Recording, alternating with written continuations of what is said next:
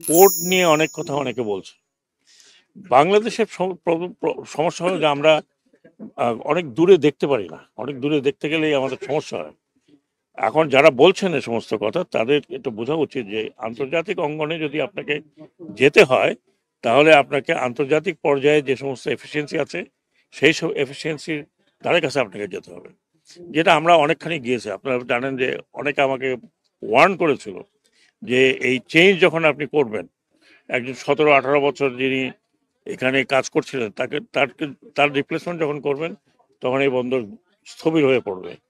কিন্তু আমি আজকে বলতে পারছি যে বাই দ্য গ্রেস অফ আল্লাহ এটা স্থবির হয়নি, বরং আরো এটা উন্নত হয়েছে। এখন ই গেট করাতে আপনারা জানেন যে পার ট্রাক 2 থেকে 3 মিনিটের মধ্যে তারা ক্লিয়ার করে চলে যায়।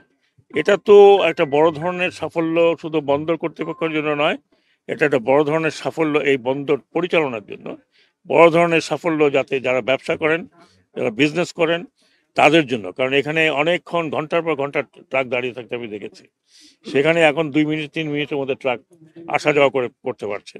তো এই ধরনের উন্নতি করতে গেলে প্রযুক্তির প্রয়োজন আছে, টাকা পয়সার প্রয়োজন আছে, এবং সবচেয়ে বড় হচ্ছে যে আমাদেরকে সেই প্রযুক্তি আনার জন্য আমাদেরকে ইনভেস্টমেন্টের প্রয়োজন আছে।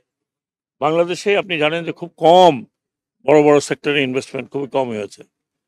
আর আমি যে মনে করি যে এই যে সম্প্রসারণটা হচ্ছে চিটাগং পোর্টের, এখানে 4 থেকে 5 বিলিয়ন ডলারের ইনভেস্টমেন্ট হবে।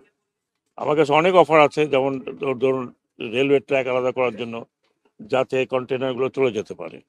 এখন এইগুলো যদি আমরা উপলব্ধি না করি, আমরা যদি ছোট ছোট নিজের স্বার্থ এবং অন্যদের স্বার্থ নিয়ে কথা বলি আর ধোঁয়া তুলি, কারণ দেখেন বিশ্বে আমি যতদূর গিয়েছি সরকারিভাবে, আমি যেখানে যাই সেখানে পোর্ট দেখি, সিঙ্গাপুর থেকে শুরু করে একেবারে আপনার ডেনমার্ক পর্যন্ত আমি পোর্ট দেখেছি।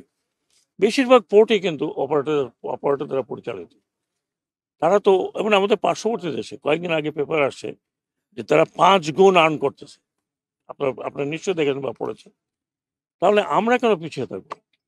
আমরা কেন পিছিয়ে থাকছি, কেন যে এই স্লোগানটা উঠছে আমি ঠিক বুঝতে পারছি না। আমি বলবো না যে এর পেছনে কোনো পলিটিক্স আছে অথবা এর পেছনে কোনো ব্যক্তি স্বার্থ আছে, বাট আমি আশা করি চিটাগং বন্দরের বা চট্টগ্রাম বন্দর আপনারা বলেন, আহ, এই বন্দরের যে উন্নতি হয়েছে গত 1-1.5 বছরে, অভূতপূর্ব উন্নতি হয়েছে, আপনারা নিজেরাই বলতে পারেন, আমার বলা তো দরকার নেই।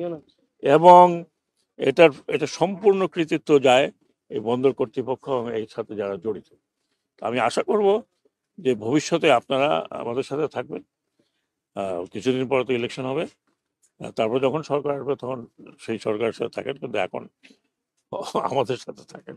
আমরা চেষ্টা করছি কিন্তু সর্বতভাবে কিছু কিছু উন্নতি করে, কিছু কিছু রাস্তা ধরে, কিছু কিছু রাস্তা দেখে যেত। এখন দেখেন, তাহলে তো আমি 2 দিনে দিয়ে দিতে পারতাম, তাই না? যেই দিনে এটা একটা ওই, আগে যিনি ছিলেন তাকে বাদ দেওয়া যখন হয়েছিল, এতদিন লাগে, এতদিন লাগছে, ডিউ টেন্ডার হচ্ছে, আপনারা সব জানতে পারবেন ইন ডিটেল। যেহেতু এখন পর্যন্ত আমরা সিদ্ধান্তে বা একেবারে শেষে পৌঁছতে পারিনি, সেই কারণে এখন এটা আপনার আমরা বলছি না। আর দ্বিতীয় কথা আমি আপনাদেরকে খুব পরিষ্কারভাবে বলতে চাই, নাথিং হিডেন। আমাদের কি হিডেন করে কি লাভটা কি হবে? আপনারা তো খোঁজ খবর রাখেন নিশ্চয়ই, এই মন্ত্রণালয়েরও খোঁজ খবর রাখেন। আমাদের কি লাভ হবে? আমার কোনো চাচা না মামা না আমার কোনো বাড়ি ঘর আছে আপনাদের অন্যদের মতো, যে আমার ওখানে বাড়ি আছে উনি এই করছেন। ভাই আমি এখানে আছি, মরে যাবো এখানে। হ্যাঁ, আমার সব পুরো ফ্যামিলি এখানে। তো আমার লাভটা কি? করবেন না। হ্যাঁ, আমি কেন কোথায় পালাবো বলেন? পালাইলে আপনার বাড়িতে যেতে পারি, আর কোথায় যাবো? সো এই যে কথাবার্তাগুলো না, ডিউ প্রসেস তো আমরা আপনাকে আগে বলবো না। আমাদের ব্যবসায়ীদের জন্য আমি বলি, তারা ব্যবসা করছে, তারা করবেন, ভবিষ্যতে করবেন। এই বন্দরের ট্যারিফ কত কত সালে আগে হয়েছিল আপনি জানেন? যে পিছনে ভাই, 1984, am I right? Am I right? এখন ডলার কত? তো তো 4 গুণ হারে ডলার কত গুণ হারে বেড়েছে? 4 গুণ? আরে ভাই 4 গুণ আমি কিনবো, আমাকে দেন না। 5 গুণ বেড়েছে। তো এইগুলো এখন আমরা যারা ব্যবসা করি আমরা চাই এভরিথিং, সব কিছু আমার ভাই আপনি তো আর্ন করতেছেন 1,000 টাকা, সেখান থেকে না 500 টাকা আমাকে দিলেন, তো দেন না, কি অসুবিধা আছে? এই বন্দরে দেখেন কত কাজ হচ্ছে, আপনারা বলেন। আমি তো পুরোটা ডিজিটালাইজ করতে ওনাদেরকে বলেছি, কমপ্লিট। এখন যদি আপনারা বলেন তাহলে আমি অটোমেটিক আনতে পারি। আমি যদি অটোমেটিক ট্রেন নিয়ে আসি, এখানে কোনো লোকের জন্য আর চাকরি থাকবে না, দরকার নাই। আমি চায়নাতে একটা দিয়ে দেখে আসলাম, এআই দিয়ে পরিচালিত এন্টায়ার বন্দর, ওখানে কোনো মানুষ নাই, ফ্ল্যাট বেড চলতেছে, মনে হয় যেন ভূতুরের বাড়িতে আসছে। এখন যদি আমি ওগুলো আনি, ওগুলো তো আমরা আনবো না, কারণ আমাদের দেশের লোকের চাকরির দরকার। আমাদের দেশের এই যে যারা খেটে খায় তাদেরকে জায়গা দিতে হবে।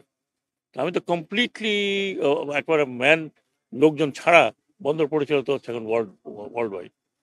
এইগুলো ভাই, যখন যারা কথা বলে, তারা জেনে কথা বলেন, যত রকম সুবিধা চান, সবসময় তো সব সুবিধা দেওয়া যায় না।